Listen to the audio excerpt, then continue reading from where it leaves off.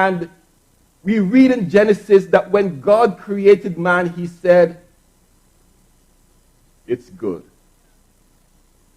Yet, after God created Adam, the Bible tells us that God looked at Adam, after he created Adam as the perfect person, he looked on him and said, it's not good for him to be alone.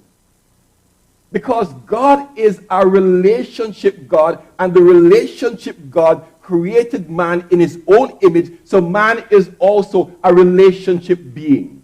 And God wants to have this relationship with us. But what happened? What happened is that sin separates us from God.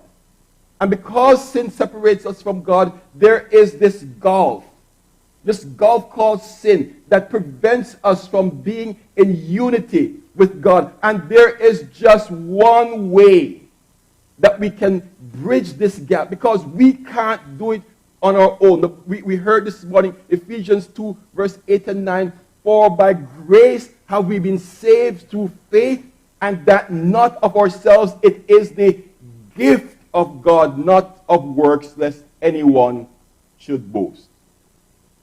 So Jesus Christ made the way for us to be reunited with God. And because he made the way for us to be reunited with God, we can now have a relationship with God that we didn't have before.